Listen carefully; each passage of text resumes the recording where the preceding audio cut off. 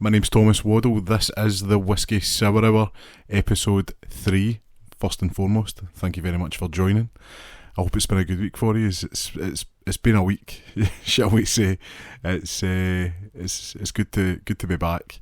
We were struggling a little bit this week with regards to what to talk about. I like to, read papers, like go on. Well, I say go on Twitter, X, but it's a bit of a mire these days. Just to see, obviously, we've recently just had the Super Bowl. Who's want to talk about that? Six Nations is going on. I could talk about that, but I was like, I needed something to grab me because I want to obviously come across as I'm interested in what I'm talking about as well. Because I could literally sit down and read the headlines of, I was going to say the Sun there, but I mean, I think everybody would turn off when I said that. But you could go down and read the headlines from MSN, Google, the homepage, whatever you want, and you're reading it. That's fine. But do people actually believe that's something that I care about and I'm passionate about? And the whole point in this show was to have conversations as we spoke about, but to be passionate about them. And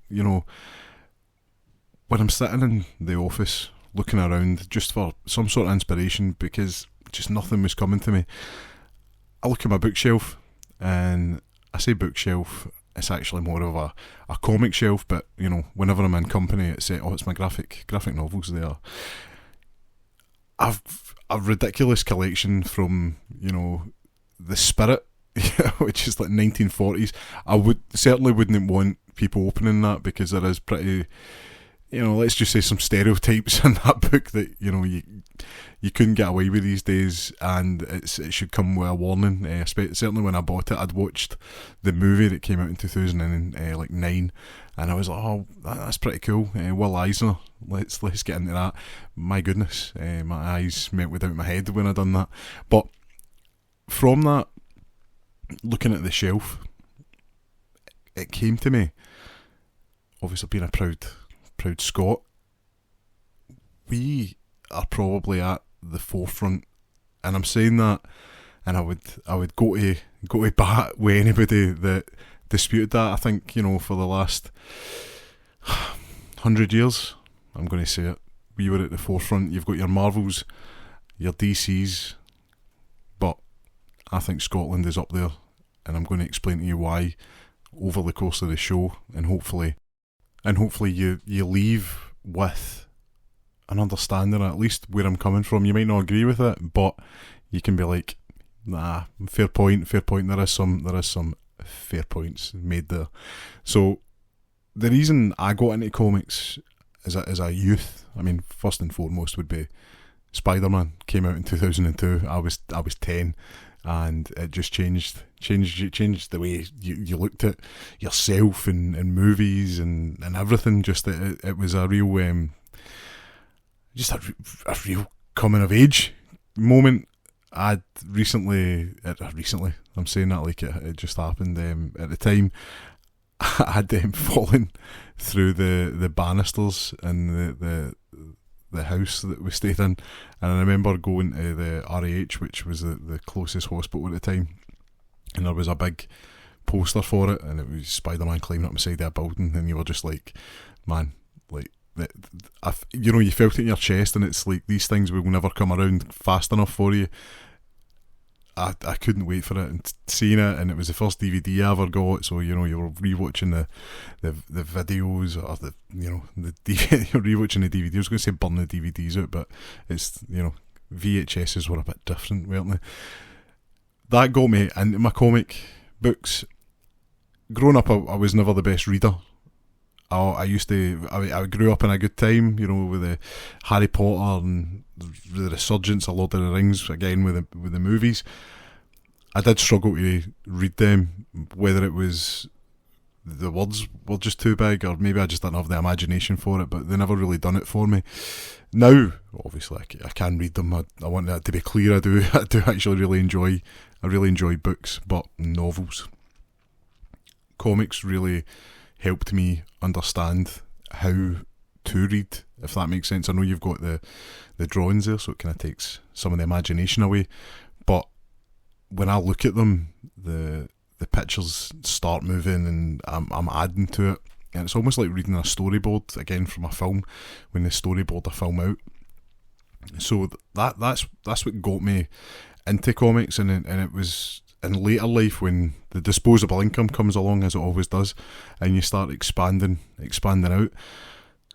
One of the things growing up, especially when I was younger, we used to go down to my grandparents, and they stayed in the north of England, and it was one of those kind of generational houses where it was like, you know, you had your mum and then my cousins, and they've all stayed there at some point, and in the house you would come across annuals for, you know, like really random ones that I can't even remember. I obviously the big ones being the Beano and The Dandy. I mean, you got them, it was like, I want to say, you know, the annual in 1986, and you know, this is like 2006. You're like, this is 20 years old, and it's probably a collection of stories from the 1930s. So you were blown away by this, and you were reading it. And earlier we'd mentioned obviously Marvel and DC, but there's a DC from Scotland that is probably not spoken about anywhere near as much, and it's DC Thomson from Dundee. I knew enough about them to be like, oh, it's DC Thomson for Dundee, that was it. But just when you're reading about just Dundee itself, it's what I've been before, and the way I used to describe Dundee was, it's like Paisley with a bridge, which, you know, is terrible now because I was there recently. The revitalisation of the city centre is amazing. It's such a lovely place. I can't wait to go back. But when you're looking at it, Dundee, and I love this little little saying about Dundee. It was regarding obviously DC Thomson. Dundee is built in three things: jute, journalism, and jam. And I thought that was brilliant, because first I'm like, jam, and then I'm like, oh my god, Dundee marmalade has to be shredded, of course. You need the bits in it. See that in some brown bread, man, you are in heaven when you've got that. But anyway, we're getting sidelined here. DC Thomson is huge. Again, something that's not spoken about. I think the reason being because it's like the publisher.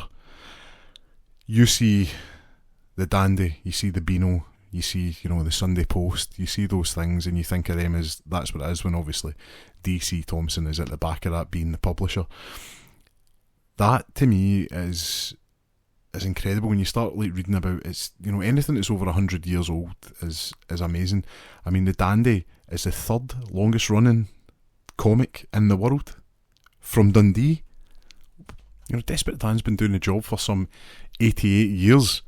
Don't get me wrong, it did end the printed life. I mean, are we going to consider that as when it ended, considering it's still going in now, you know, December 2012?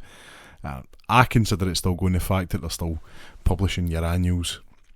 But I mean, that's amazing, and it's something I don't think is highlighted enough. I mean, the Bruins, yeah, people of a certain age still go daft for that, and it does have its charm. I mean, you can sit down and read it. Sometimes it is a bit thick with a Dundonian accent, but it's just the stories are just timeless. That the main thing being that it translates so well to anybody. It's the Mr. Bean of comics. You know, you don't need the drawings are just so exquisite. I don't know anybody else that would refer to, you know, the Dandy or the Beano drawings as exquisite, but there's just something timeless about them. You look at like Our Willie, and growing up I used to watch like the old Popeye shows, and it's got like that about it. There's a bit of Tintin about it. There's just something very eclectic about the way in which the Dandy, the Beano, Our Willie, the Bruins, they all look. Again, it's just a timeless quality, and you know, they're trapped in that time capsule of, you know, like the kind of late 30s, 40s, 1937, man, what a year. Obviously, the main character I mentioned earlier, Desperate Dan, but you know, to say Dennis the Menace, like literally everybody can see Dennis the Menace. Like, it's ingrained in people. If it wasn't the cartoon you were growing up, I mean, people did read those comics. I mean, One of the amazing kind of coincidences probably in comic book, and I think it goes largely unnoticed. So you've got George Mooney, David Law, and Ian Chisholm, the creators of Dennis the Menace. Now, Dennis the Menace was published on the 12th of March 1951.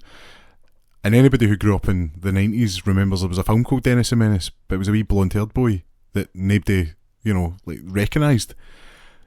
So, across the pond, Hank Ketchum, no relation to Ash, came up with a character called Dennis the Menace also, that just so happened to be published on the 12th of March 1951.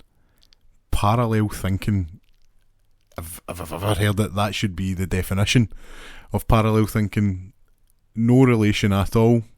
Dennis the Menace, about a tearaway child and his dog just causing absolute mayhem and being a menace. I love that. I love that story about just how parallel thinking can occur, and it's one of those ones that, down the road, if the times were different, potentially there could have been, litigation or, copying who, but there wasn't. Just the time that it came out, it just all lined up in it. So it's one of those ones that could be a potential round winner in a pub quiz. So it's one to put in the back of the mind there. But DC Thomson, being the giant that it is, very much family friendly, conservative values, of its time. Basically, you hear that word conservative, but it's okay. It's okay. Put down your pitchforks now. But those values would come back, I wouldn't say to bite it, but certainly it would drive some of the talent away, which leads us into the kind of second icon, shall we say, that I want to talk about today, and that's John Wagner. Anybody who doesn't know him probably knows at least one of his creations, the main one being Judge Dredd, which, as someone who grew up reading comics, you get to that point where the family friendly ones that you're reading, even like your Spider-Man and stuff, you want a bit of a harder edge, and usually you come across something like The Punisher, but growing up, it's maybe blasphemous to say I actually quite enjoyed the Judge Dredd movie with Sylvester Stallone before you understood what Judge Dredd was about. It's an easy watch, but I'm sure John Wagner would be slapping me across my coupon right now, which I'm glad he's not doing. But to give you a bit of background there, John Wagner was born in 1949 in Pennsylvania, USA. Moves to Scotland, specifically Greenock when he's young. Now, like a lot of aspiring comic book writers, he ends up at, who we've spoken about, DC Thomson, and like I says, the strict editorial style is something that he's not a fan of. So he makes his way down to IPC magazines in London, and it's there IPC, the magazine, wants to branch out and make a new kind of science fiction heavy comic magazine, something that was a lot edgier and darker for the times. That would later become 2000 AD, and if anybody knows that, it's a pretty iconic, British kind of brand that's you can hear my table shaking just how excited I am getting ready to talk about that. But yeah, it's here John Wagner developed the gritty and it's pretty dystopian future. So enter Judge Dredd, like an amazing character, wasn't created alone. The look was made by Carlos Esquera, and I hope I'm saying that right. I get terrified about reading names and saying them wrong. So I apologise if that's not correct. But yeah, so Judge Dredd, let's be honest, the look was completely over the top. Massive helmet, and should never be taken off, and that was one of the kind of main gripes with the Sylvester Stallone movie is within 10-15 minutes the helmet's off and you've got Rob Schneider running around causing a mock. But you've got the massive shoulder pads, almost fascistic style of uniform there. You've got, Hugo Boss would be proud of that. And of course, his massive bike that's basically a tank. And of course, the iconic sidearm, the lawgiver, which, can shoot all different kinds of bullets. And I know we always end up talking about movies, but the Dredd 2012 film with Carl Urban, which is amazing. It just needs to be watched. You can remember some of the shots that were used in that, especially high explosive and armor piercing. It's it's iconic. So it's up there with RoboCop, I would say. And the fact that, you know, we're talking almost 50 years later, the designs haven't changed, so obviously something's clicked and been done right here. So yeah, no, you've got that. Dredd's first appearance was in 1977. So you know, it was just something different, something. Even when you read it today, you know, you can go back and read old comics, and it's a hard read sometimes. You know, you're reading some of the old Spider-Mans, and the way he's speaking to himself, it's for want of a better term, I'm not going to say cringy, because it's not. It's corny, and there's nothing wrong with being sincere and corny, and we can sit down and listen to that. But sometimes, you know, you kind of you want to see, I don't know, something a bit more grimy, you know, and that's what you get with Judge Dredd. I totally recommend. There is collections of it. I've got a few of them. I'll post them on the socials and you'll be able to see them, but certainly the collections are just unreal, as I say, considering, you know, like, they're nearly 50 years old. They feel so modern and up to date. They're all in black and white. There's just something about them, the mega city, and just the earth, the way in which it's set up is just, it's just brilliant. So, you know, the cops in this story, Judge Dredd, I mean, it's as iconic as it is.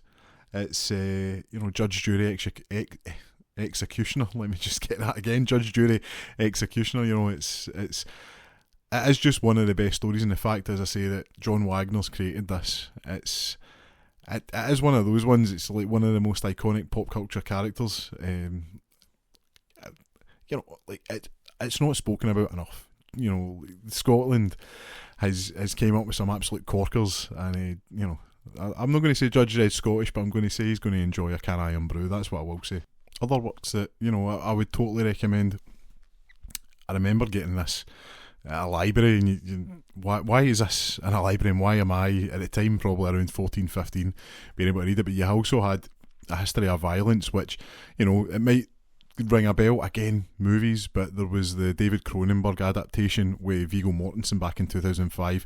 Small town, you know, diner, fellas working in there, two hitmen come in, say that he's somebody, it all kicks off, and I don't want to spoil it, because it's an amazing story, but things go from bad to worse, and I would highly suggest, if not reading, certainly watching the film. And from here we're going to step into pretty much modern day.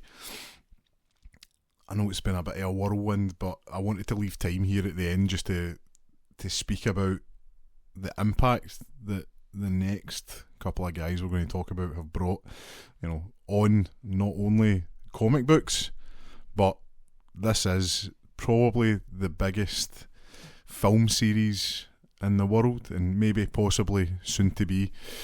You've got Mark Millar, what he's done for Marvel. You know, without him, you know, easily you're not going to have Marvel Cinematic Universe and just the largest film franchise of all time. But to take it back to the beginning, you've got Mark Millar, born Coatbridge in 1969. Like most comic book creators, he was obsessed from a young age. He grew up reading DC Marvel, but that's American DC, no the other one like we've just spoke about. You know, influences like Judge Dredd from 2000 AD, and funnily enough, he got to write for 2000 AD later on.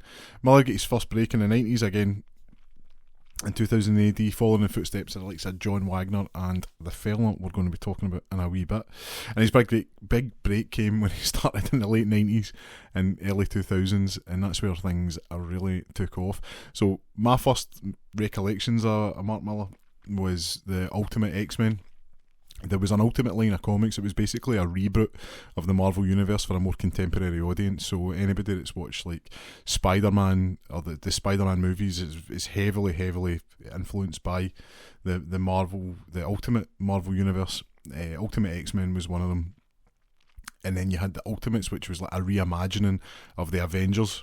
And then from there, that was like the blueprint for your MCU. So anybody that's watched, you know, the Avengers or anything like that, these books are basically, you know, like the screenplay. No, you know, these are like, you know, just the backbone of what the movies are built off of. The fact that Samuel L. Jackson, you know, was cast in these movies was because of these books. Nick Fury in the books was based off Samuel L. Jackson. You know, it's just how these things come around. You couldn't imagine anybody else. I know there was a David Hasselhoff movie with Nick Fury back in the day, but Samuel L. Jackson pretty much takes the kind of cake when it comes to how good that is. Also, Marvel's Civil War, totally different comic, the movies are based on, but again, you're not having that movie if you've not got Captain America and Iron Man fighting in the comic books, so there you go. But out with how big the work that Mark Millar's done for Marvel is, his own work, and that he's self-publishing, so anybody that's watched, Kick-Ass will be able to tell you that. I remember when that came out in 2010, it was everywhere, the fact that there was a 9-year-old, 10-year-old saying the C word or the C bomb, people lost their minds over that. Hyper violent, but maybe the books are definitely more violent than the movies, looking back over it, but certainly it launched the careers of like Aaron Taylor Johnson, and it put me on Mark Strong, who I love. What a guy. But then you've got also Wanted, which was a movie, if anybody remembers, James McAvoy, Angelina Jolie bending bullets through corners, amazing. Plus you get Chris Pratt getting hit in the face, with a keyboard. Make of that what you will, lovely guy. But yeah, a pretty iconic scene. But yeah, again, these are all comic books. My personal favourite one is, though, and I've got a wee story behind this, is Kingsman, the Secret Service. When I was going down to London in 2017, and I was on the plane, and I was sharing a flight with Mark Millar and his family and stuff like that, and you don't want to be like, I don't even want to say the word gushing. I was gushing, but I went up and I just said, "Look, I love your work," and he just very, very humble, and thanked me, and it was just it was lovely. Funnily enough, we actually got the flight back, so he must have only been there for the weekend. It was Valentine's Day, 2017, so maybe this being released at this time was meant to happen. But yeah, while I was there, it put me in mind. So the Kingsman movies are very much like, to me, what James Bond should be, and the books are, as with most things, if you read anything by Mark Millar, the movies tone it down for the comic books, but they're very much in the same vein. And Kingsman, the Secret Service, has the Huntsman shop in Savile Row in London, and it just put me in mind of it. I was like, I'm going to go and see it. It's a real place. I might as well go and see. And when I went there, it's just, you just kind of take it in. It just feels like you're walking onto a film set. Unfortunately, the shop was shut when I was there, but I don't think they're going to let somebody with their super dry jacket on at the time, I'm sure I was wearing, in. But yeah, no, it was really cool. Plus the wee Kingsman sign in the window. They thought I didn't notice, but I noticed that. But yeah, Mark Millar, just changing the landscape of comics. I would argue, there is not many bigger than Mark Millar. But out with that, you've got Millar World, which is obviously the kind of publishing label that was taken over by Netflix. So in 2017 that happened, so perhaps he was going down to sign that deal when I met him in the flight there. But yeah, it's sold that to Netflix.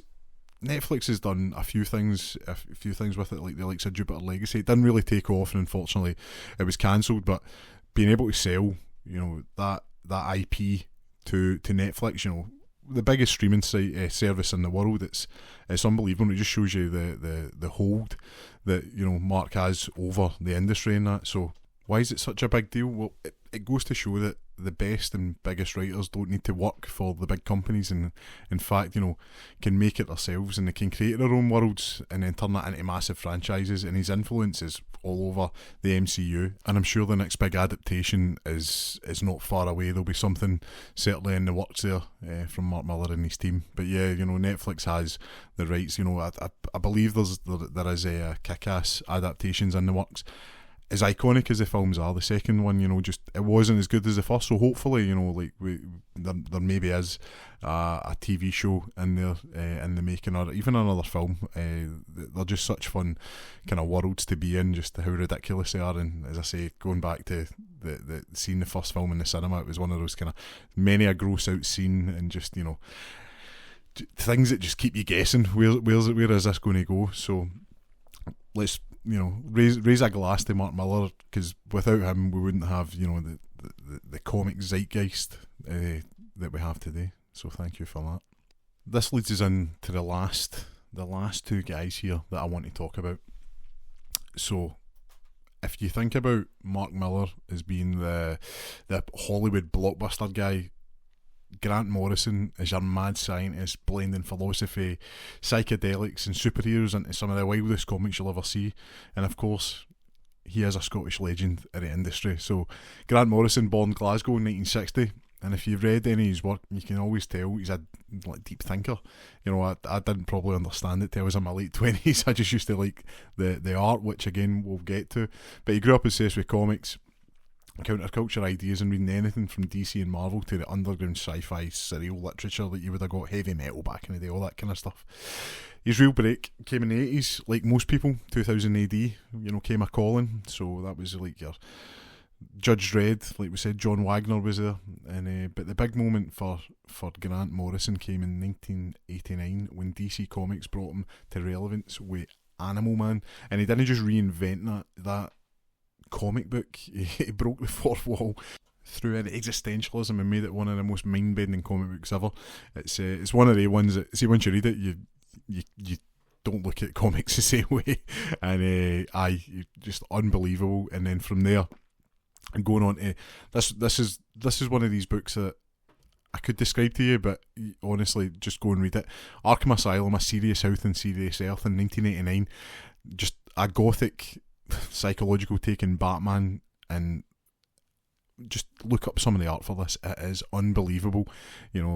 This is the sort of stuff that changes the medium. It's not just goes from being looked upon as what kids read, let's be honest, to it's just its own thing. Like, I to this day, can't believe, there's people, find it difficult to read books. Don't get me wrong, the art in this, will throw you. And I love creating stories in my head when I'm reading, but when you're seeing some of the art put down here and the stories that are written and just how it's done, there is nothing better. He's running Justice League of America was great. It kind of brought about that Batman always wins. And in my opinion, it's after reading it, that's how I know Batman always wins. You had a story called The Tower of Babel, and it was basically Batman had a plan for every superhero and how he would beat them. So, if you give Batman prep time, nobody's walking out of there. It's him. He's not going to do them in. Obviously, it's Batman, so he'll give him a spare leg and he'll not be able to walk. But that's what it is. But the big one, the big one for me, and this was the one that, when you start hearing about the likes of James Gunn and his inspiration for the Superman movie, and this is what he uses, All-Star Superman by Grant Morrison, and who else we'll talk about, Frank Quietly.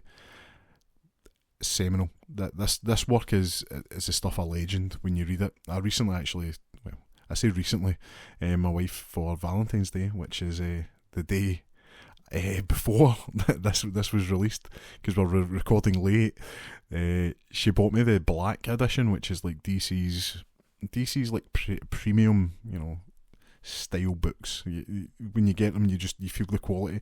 She bought me the All-Star Superman, and I had read this in the past, but being able to look through it again, it's I can't wait to just get into my bed and read a couple of pages, and that way where you're fighting sleep but you're enjoying reading something so much. I can't wait to do that.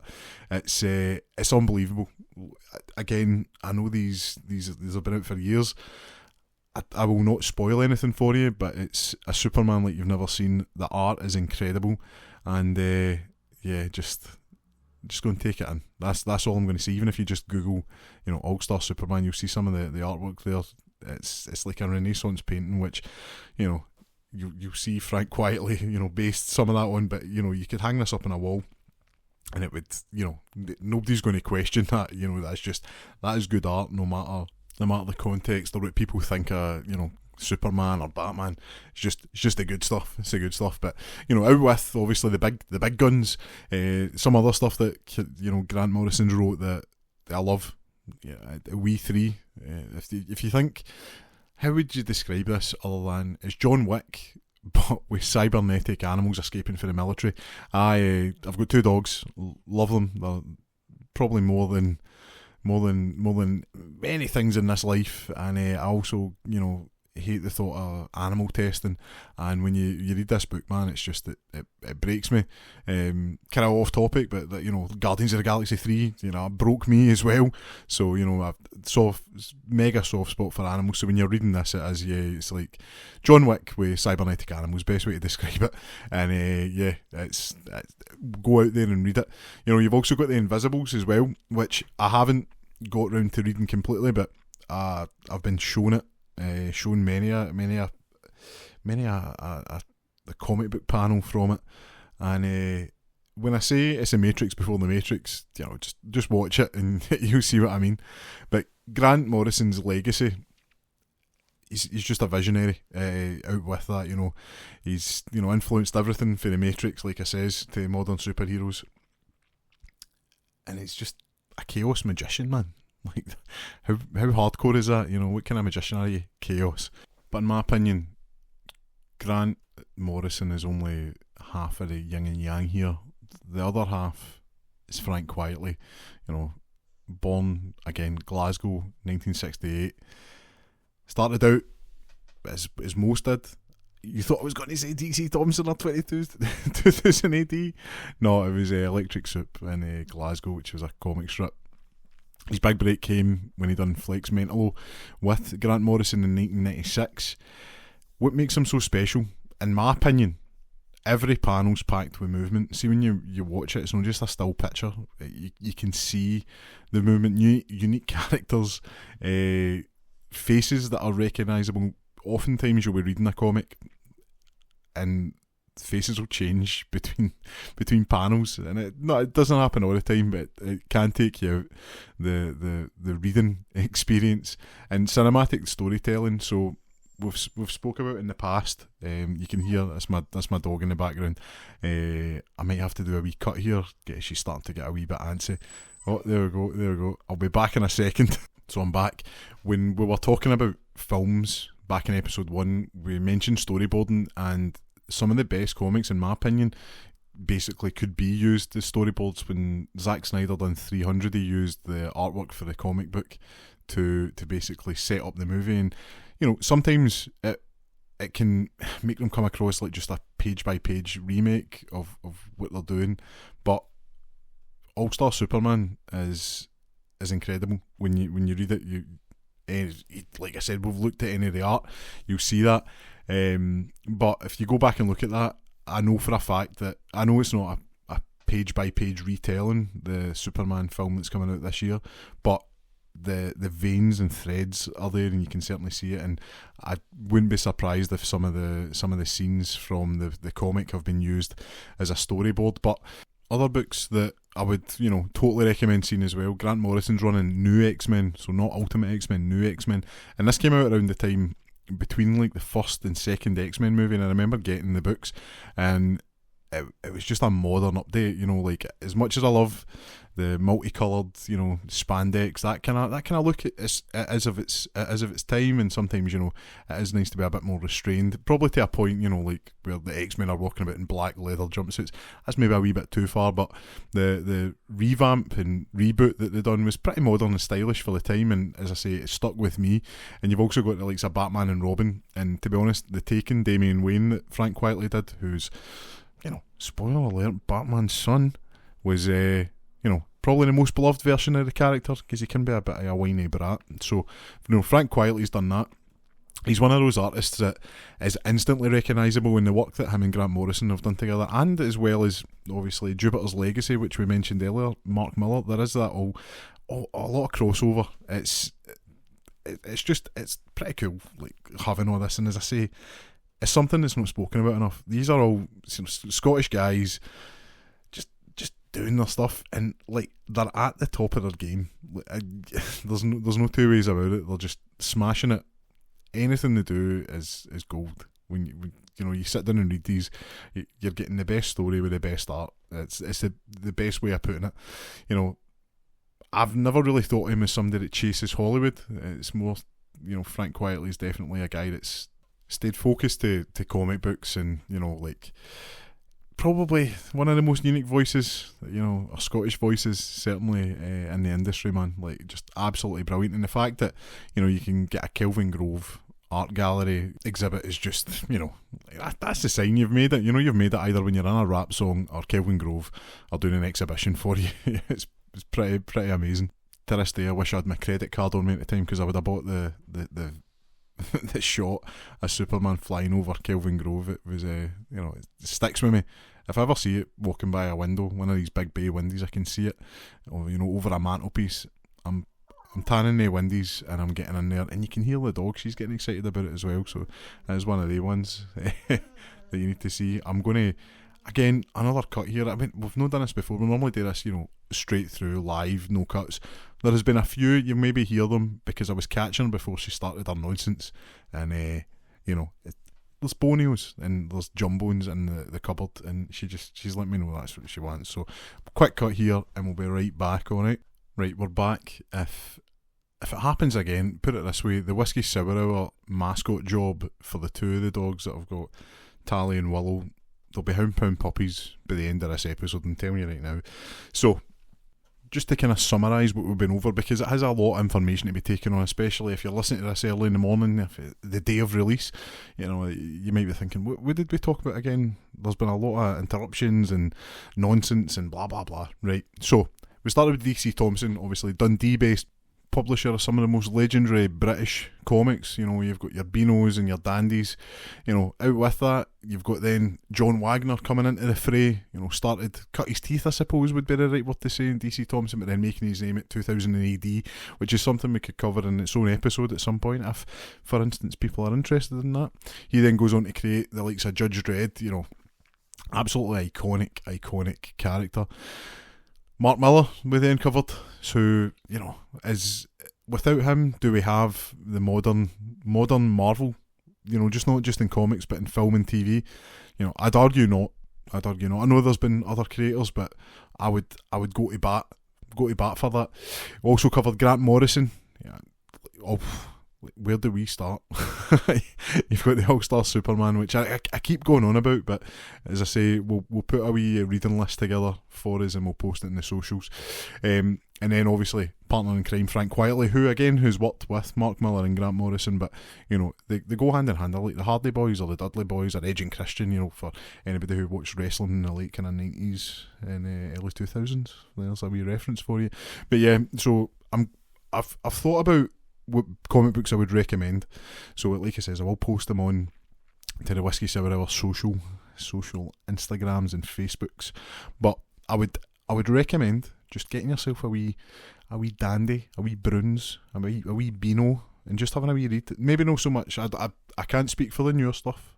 Certainly not for the Beano and the Dandy, but the Bruns is always of high quality. But if you can get some of the classic strips there, you're in for a laugh. But John Wagner, there is collections of Judge Dredd, and they're pretty easy to get. If you start at 0 or number 1, sorry, not everybody does a 0 like us, but yeah, if you start at number 1, and it's a big red collection, it's so good. Does not feel its age. 1977, absolutely unreal collection you can get of the Judge Dredd kind of comics there. Very short, easy to read, and they're some of the best ones to read like before your bed, just because it takes a wee bit more, you're paying a bit more attention, maybe not creating the pictures as much as you can, as much as you need to, when you're reading normally, but you can just take it in and you can add a lot to it. Obviously the drawings are just outstanding. Like I says, the fact that the character design hasn't changed, just because it is that iconic. The likes of Mark Millar, where do you start? You could have the Ultimates. You could have his running Ultimate X-Men. What I would say is, I would say Kick-Ass, just because it is such a fun book, and it sends up superheroes in a way that anybody who watches, or I don't want to say reads, because The Boys is almost, if you were to read The Boys, which is totally different, I'm just going off topic here, but if you were to read The Boys, that is unfilmable, and to get that onto Amazon is a it's an amazing feat by Evan Goldberg and Seth Rogen. But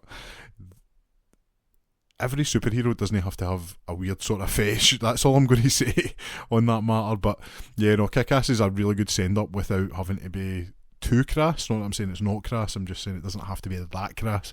Yeah, Again, we're going to say it again, All-Star Superman for Frank Quitely and Grant Morrison. If you were going to want something else, We Three is amazing, and obviously the run in Batman and his X-Men run in the early 2000s. But art-wise, I know this isn't Frank Quitely, it's just Grant Morrison himself, but if you were to read Arkham Asylum, that's, it's amazing. it's so good. So I would, if you get a chance and you just want to get into a little bit, you can get them in Comixology. I'm a firm believer of holding, it in your hand if you're reading it. Like, as much as I love the idea of a Kindle, but like if I'm going to read the Harry Potters again, or Lord of the Rings, I am going to do it physically, with a book in my hand. So same with comic books, there's just something about it. You get it, and you always get loads of wee extra details at the back and stuff, and I'm sure you get them in a digital one, and it's probably a bit cheaper and stuff. But nah, having them on your mantle or your bookshelf is just something about it.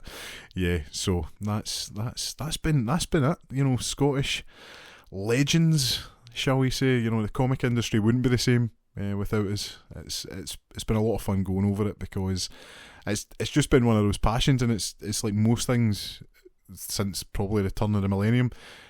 The kind of counterculture and everything's just becoming a bit more acceptable. Being able to read comics and that, you're not considered a nerd or a weirdo or anything. It's very much in the kind of, pop culture. I said zeitgeist earlier, folk. I've had a few people come to me saying, well, where did you learn those words? I know these words. I don't want to use them all the time because I have a pretty limited, vocab, and if I don't want to use them all by episode 4. So definitely without kind of wanting to blow our own trumpets here, Scotland has kind of changed the landscape of comic books, and we couldn't go back. So we're sitting here, I'm looking, it's 41 minutes in. It's I could have went deeper into these. To be honest, every aspect of what we spoke about here, this is just a brief summary. If anybody's interested and wants to go kind of deeper into, like a Frank Quitely or a Mark Millar or a John Wagner or, DC Thomson or even DC Comics, I'd happily talk about that. Marvel, I'm a bit more, I never liked anything apart from Spider-Man growing up, and I've never really went back. But listen, I will read as many comics as the people want me to. So if that's a thing, then just let us know. Get in contact or post a comment, whatever you feel. But if you want to get in touch with the show, you know how to do it. You can get onto our Facebook at the Whisky Sour Hour, Instagram the Whisky Sour Hour. Obviously, post a little comment on Spotify if you would like, or Amazon or Apple Music, wherever you listen to us, on YouTube. Or you can email us at contact@thewhiskeysourhour.com. It's easy as that. Listen, I'm going to sign off right now. I hope you have a wonderful Valentine's Day. And see if you're not into all that commercialism and all that nonsense.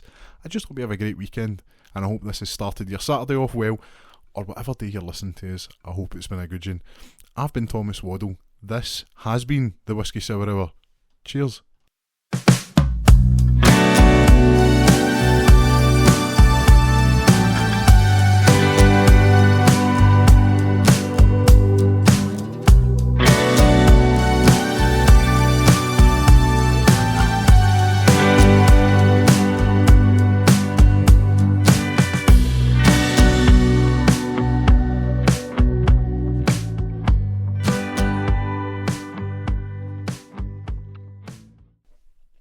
Don't say we're no good to you, alright? Come here.